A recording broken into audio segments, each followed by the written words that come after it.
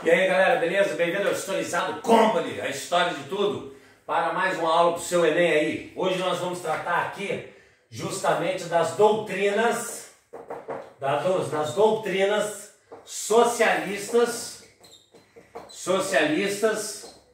e anarquistas do século XIX, na Europa. As doutrinas socialistas e anarquistas do século XIX, elas são consequências da Revolução Industrial. Na verdade é isso, a Revolução Industrial se deu em 1760 ali, a primeira revolução na Inglaterra, né, em 1750, 1760. A segunda Revolução Industrial se deu ali em 1860, meados do século XIX, e se espalhou para a França, né, para a Áustria, né, o Império Austro-Húngaro, para a Rússia, para os Estados Unidos, para a futura Alemanha, a futura Itália. E aí surge justamente essa classe burguesa industrial e vai surgir um operariado, os trabalhadores da indústria, no qual não existiam as leis, não existia, no caso as leis trabalhistas, não existia lei ambiental, não existia ajuda do governo propriamente dito às empresas, né? O liberalismo econômico de Adam Smith, ele até protegia a propriedade privada, os governos até protegiam a propriedade privada, a indústria, mas não se preocupava se uma empresa estava quebrando como acontece hoje.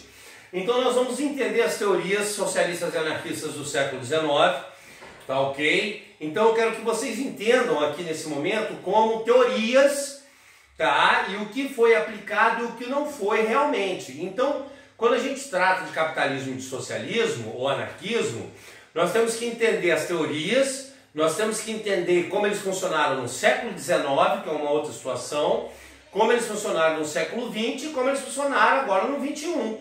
Então são momentos e diferenças, compreenderam?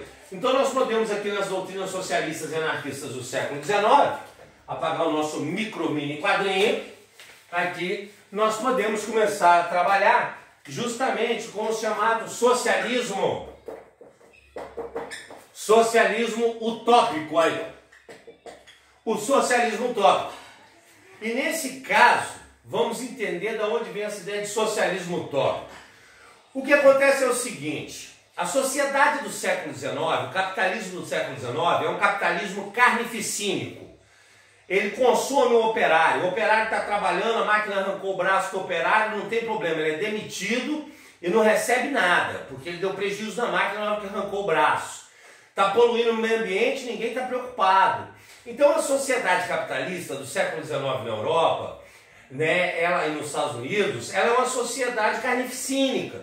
Então muitos homens, jornalistas, advogados, políticos, burgueses, donos de indústria, turma, se preocupavam com a nova sociedade. A proposta era criar uma sociedade melhor.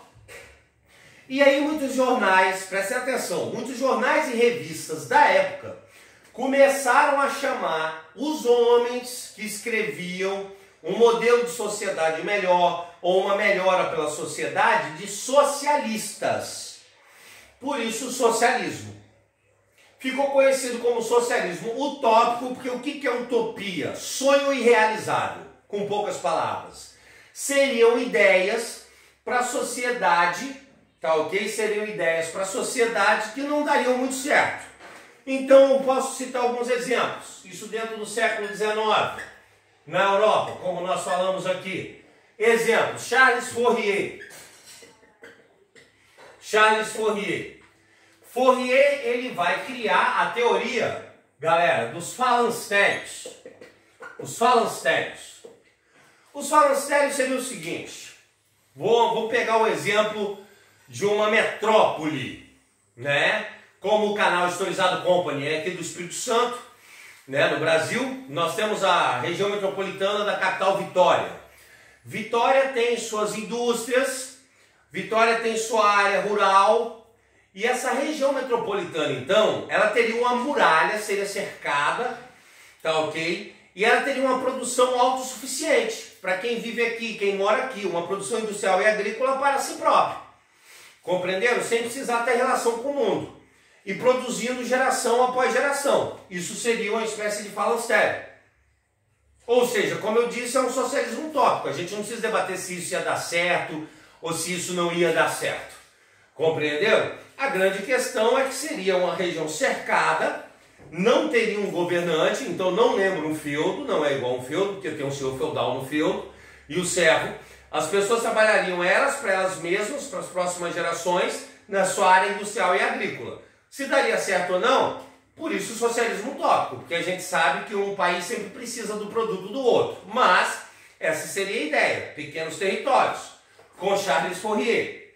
Outro nome aqui, desse socialismo utópico que nós temos, seria Saint-Simon. Saint-Simon, Saint-Simon, ele vai trabalhar com a ideia da natureza humana, sabe? Ele diz que existem homens que nascem sábios. Homens que nascem sábios. Esses homens deveriam estar na administração política, com poucas palavras. Existem pessoas que nascem artistas. Elas são artistas de verdade, nascem com dom artístico. Ela estaria voltada para a diversão. Cantores, pintores, atores. E existe a grande massa.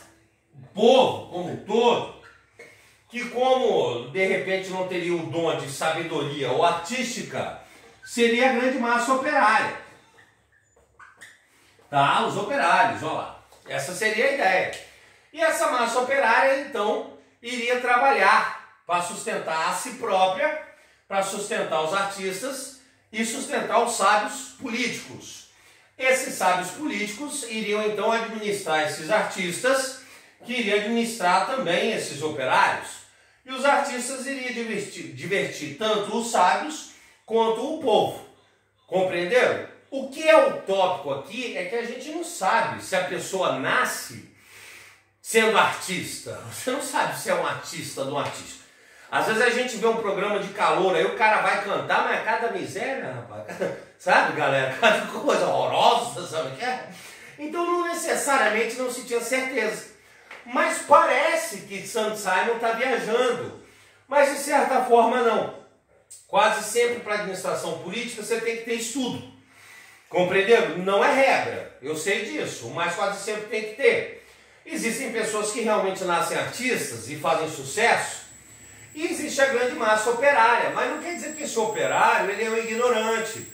Vou brincar com um exemplo aqui. Eu sou professor, trabalho como professor e gasto meu dinheiro com artistas para me divertir. Eu sou fã do Iron Maiden, sou fã do Marilyn Manson, eu compro os discos dos caras, eu compro as camisas, tá entendendo? Eu pago os impostos para os políticos me governarem, tá entendendo? Claro que tem político que é espertinho, não é sábio.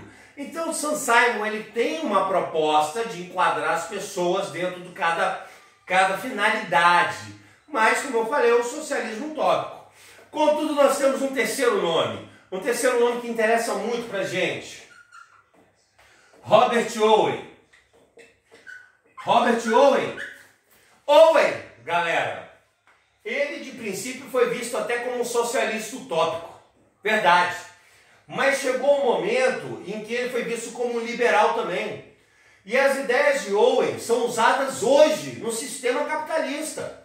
Primeiramente, Owen vai dizer que as indústrias tinham que investir em educação. Não só as indústrias, como o governo.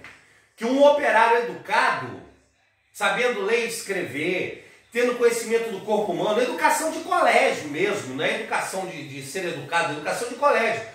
Um operário educado traria muito mais lucro para a sociedade e traria muito mais lucro para si próprio e para a indústria. De princípio, lá no século XIX, nenhum burguês estava preocupado se o seu operário estudava ou deixava de estudar. Mas hoje, se a mão de obra não for qualificada e não tiver estudo, ninguém está empregado. Owen não estava tão errado assim. E o outro ponto é que o Owen, galera, é o criador da ideia do salário mínimo. Isso mesmo. Robert Owen, ele criou o salário mínimo.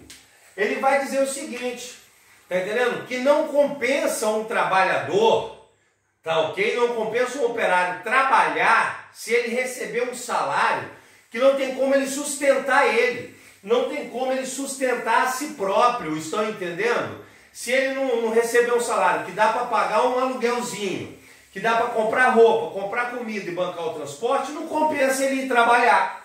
E isso acontecia muito nesse período. Os caras pagavam qualquer dinheirinho, pagavam qualquer coisa e o cara saía da indústria para dormir na calçada.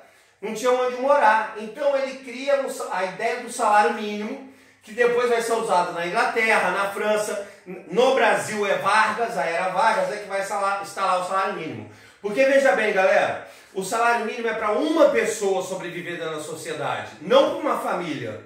Então a imprensa, de certa forma, infelizmente, ela jogou o salário mínimo um pouco na lama.